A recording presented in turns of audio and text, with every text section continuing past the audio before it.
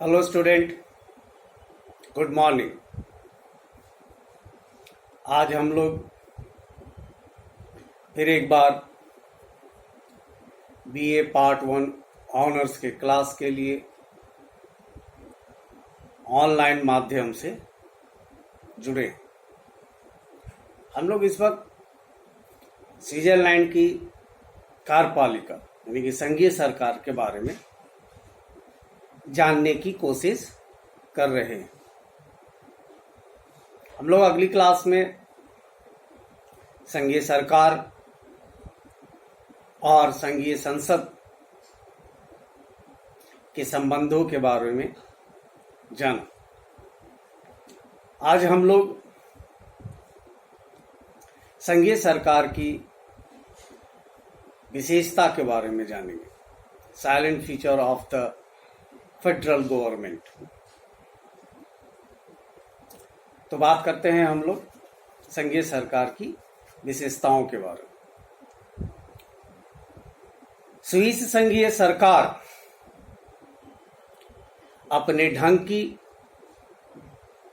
एक ही संस्था है और प्रोफेसर स्ट्रॉन्ग के शब्दों में स्विट्जरलैंड की संघीय सरकार विश्व की उन सभी कार्यपालिकाओं से अधिक ध्यान देने योग्य है। यानी इनके अनुसार क्या है कि दुनिया में जितनी भी तरह की कार्यपालिकाएं, उन तमाम कार्यपालिकाओं में स्विट्जरलैंड की कार्यपालिका सबसे अधिक ध्यान देने के योग्य है या ध्यान देने लायक है। संघीय सरकार की जिन विशेषताओं ने उसे यह स्थिति प्रदान की है, उनका अध्ययन हम निम्नलिखित रूपों में कर सकते हैं, जिसमें सबसे पहला है बहुल कार्यपालिका, प्लूरल एग्जीक्यूटिव।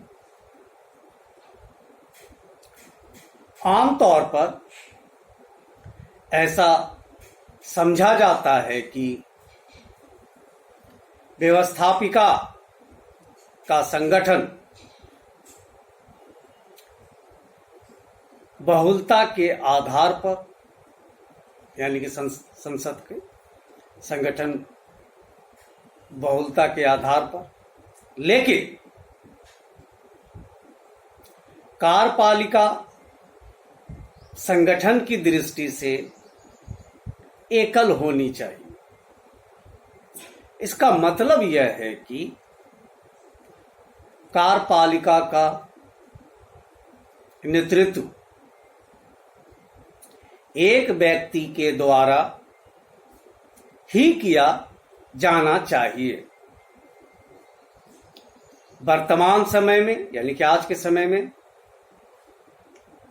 अधिकांश राज्यों में ऐसी ही व्यवस्था है। अध्यात्मक शासन व्यवस्था के अंतर्गत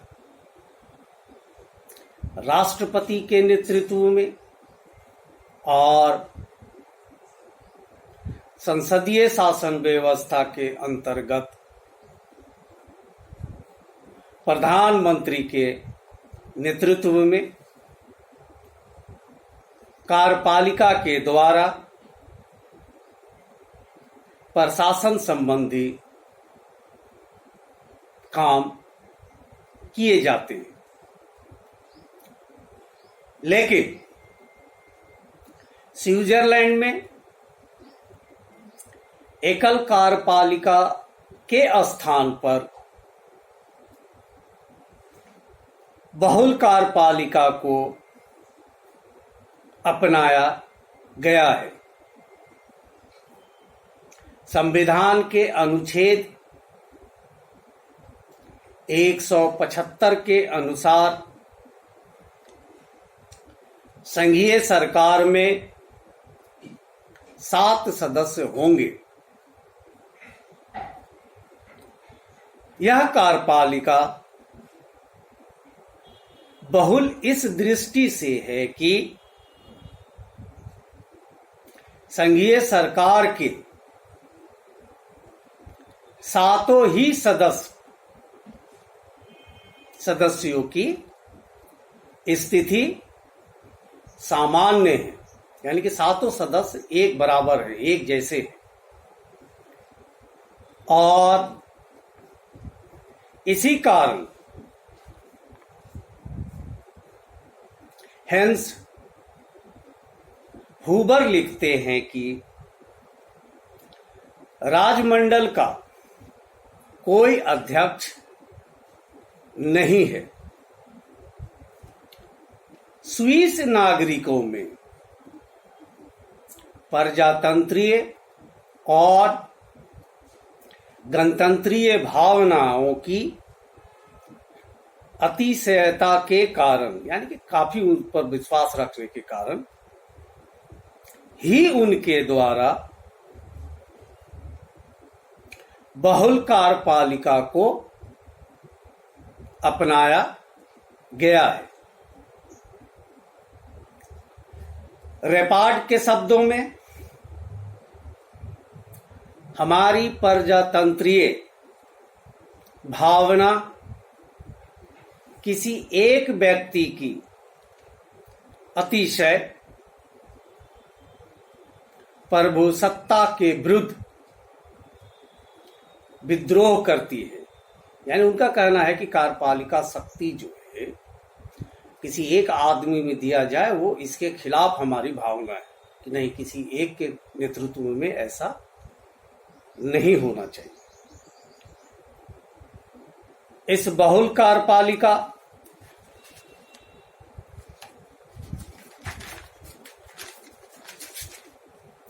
का कोई अन्य उदाहरण नहीं है और पूर्व सोवियत संघ की प्रेसिडियम को ही इसके करीब कहा जा सकता है। पूर्व सोवियत संघ का जो प्रेसिडियम था उसकी भी बनावट कुछ ऐसी ही थी। 30, 32, 31 लोगों का एक समूह के तौर पर वो काम करता था। इसलिए इसका मानना है कि पूर्व सोवियत संघ की जो प्रेसिडियम है वो ही इसके जैसा ही है था। लेकिन स्विट्जरलैंड और पूर्व सोवियत संघ की शासन व्यवस्था में आधारभूत भेद हैं और इस कारण यह समानता मात्र, यानी कि सिर्फ औपचारिक है, वास्तविक नहीं है। स्विट्जरलैंड में यह बहुल कार्यपालिका सफलतापूर्वक काम कर रही है, लेकिन ऐसा स्विट्जरलैंड की विशेष परिस्थितियों के कारण ही है और विश्व के अन्य देशों में, खासकर भारत जैसे देशों में इसे सफलतापूर्वक अपनाना कतई संभव नहीं है। तो ये स्विट्जरलैंड की विशेषताओं में एक विशेषता उसकी बहुल कार्यपालिका ही उसकी विशेषता है। अब दूसरा इसकी विशेषता है संसदात्मक व अध्यक्षात्मक प्रणालियों का समन्वय, यानी कि संसदीय और अध्यक्षीय शासन प्रणाली का मिश्रण रूप। ये भी स्विस संघीय सरकार की एक विशेषता मानी जाती है। राज्य और शासन ज्ञान के अंतर्गत, यानी कि राज्य और शासन के बारे में जो जानकारी है उसके अंतर्गत कार्यपालिका को दो प्रकारों का अध्ययन किया जाता है। यानी कि कार्यपालिका के दो प्रकारों का अध्ययन किया जाता है। पहला, संसदीय कार्यपालिका, जिसका आदर्श उदाहरण ब्रिटेन है। और दूसरा, अध्यक्षात्मक कार्यपालिका, जिसका आदर्श उदाहरण संयुक्त राज्य अमेरिका है। लेकिन स्वीस शासन व्यवस्था अपने आप में एक वर्ग है।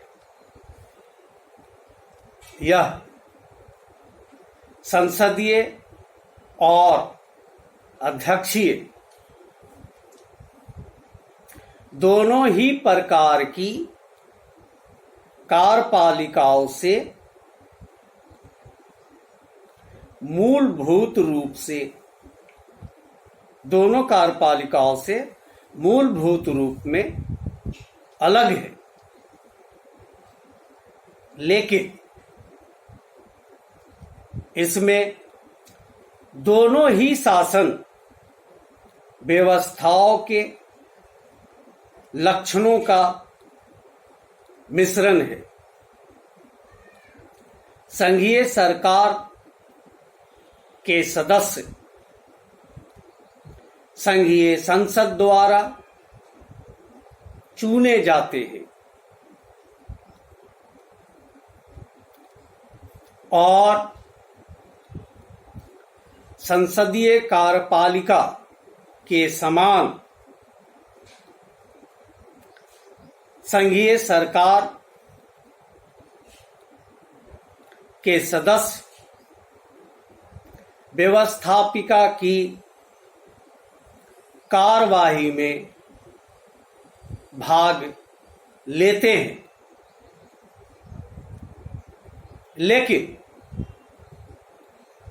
स्विट्जरलैंड की संघीय संसद का प्रथम सदन प्रतिनिधि सभा उस प्रकार से प्रस्ताव पारित कर संघीय सरकार को पदच्युत, यानी कि पद से हटा नहीं सकता, नहीं कर सकता। कहने का मतलब ये है कि संघीय सरकार के सदस्य संघीय संसद से ही चुने जाते हैं और वे व्यवस्थापिका के कार्यवाहियों में भाग भी लेते हैं। लेकिन जैसे अनसंसदीय शासन प्रणाली में होता है कि वहाँ की संसद, निम्न सदन जो होता है, वो प्रस्ताव पारित करके सरकार के खिलाफ अविश्वास प्रस्ताव ला करके सरकार को अपदस्थ या उसको हटा सकती है। जबकि स्विट्जरलैंड में ऐसा नहीं किया जा सकता, जैसा कि संसदीय व्यवस्था में किया जाता है। तो आज के लिए बस इतना ही। इसकी अन्य विशेषताएं हम अगली क्लास में पढ़ेंगे।